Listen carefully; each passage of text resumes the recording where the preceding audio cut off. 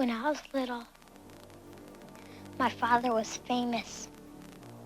He was the greatest samurai in the empire.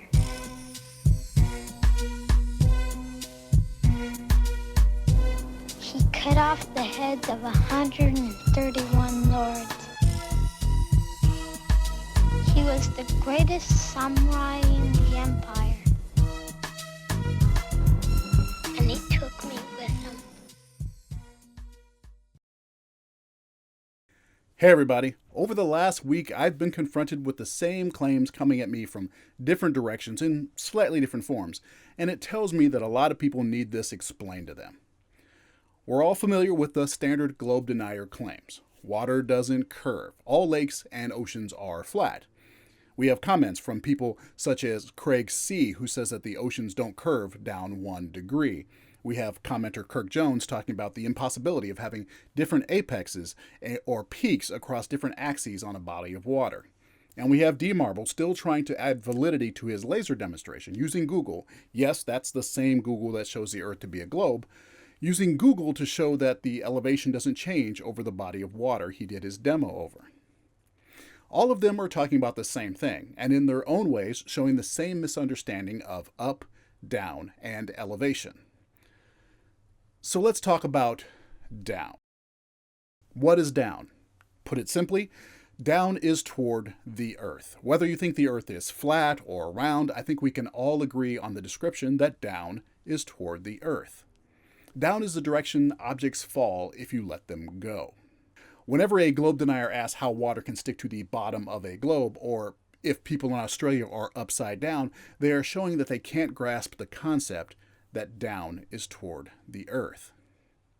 Conversely, that means that up is away from the Earth. Up is the opposite direction from the direction objects would fall. Objects fall from up to down. Now, many a globe denier will say, no, I get that. That concept is not hard for me. But then they'll come across this. They see a not-to-scale drawing of this boat on distant sections of a large body of water, and they say, you expect me to believe that that boat went uphill and then down the other side? Or if it's river, they say, how did the water flow uphill for miles before running downhill? And in saying these things, they show that they don't understand up and down. Let's see if I can help them some. Imagine, if you can, an object sitting on the surface of the Earth. Picture a string attached to that object going all the way down to the center of the Earth. Now, some of you globe deniers just said to yourself, there is no center of the Earth. And you need to get over that.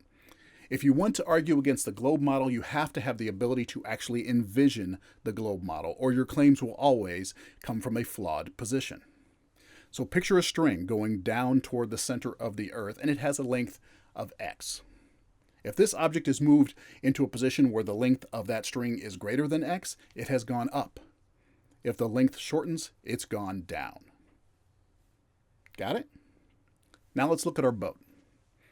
When it's at this spot on the river or lake or whatever, its distance from the center of the Earth is x. At the end of its journey, its distance is also x. In fact, at every point along this trip, the boat has been at x distance from the center of the Earth. It has never gone up or down, although the path it has traveled is a curved one. So when commenters say that the oceans don't curve down 1 degree, they're not understanding that the globe model doesn't say they do. The oceans curve around the Earth, but they're not going down. Other people are hindered by the limitations of language and a failure to understand when terms are meant to be relative to a particular reference point versus an absolute sense. This comes up often when referring to an object dropping below the horizon or a bulge of the Earth between two locations. The distance an object drops has nothing to do with going down or up relative to the center of the Earth. That string has not changed in length. No, that drop is relative to an imaginary line that we can picture continuing forward along our line of sight. And that bulge is not land or water going up in any way. It's relative to another imaginary line that we can envision going straight between two locations. So when a globe denier says there is no bulge, they're showing that they don't understand that the globe model doesn't claim there is an actual bulge, not counting for tidal bulges. And when they ask how there can be different so-called apex points or rises on different axes, they're showing that they don't understand that those measurements are relative to wholly different locations. Lastly, let's talk about elevation. To put in simple terms, elevation is the distance up or down relative to a specific reference point. And in the case of tools like Google Earth, elevation is relative to the local mean sea level. That mean sea level is that length of string that we pictured earlier. The elevation profile you see on Google Earth here is a graph of the change in the length of that string, going from the surface of the Earth to the center of the Earth. The line going up means the further away from mean sea level and thus further away from the center of the Earth. A flat line means it's staying at the same distance relative to the mean sea level, relative to the center of the Earth. The string is staying the same length. Though the path is curved, it has never gone up or down.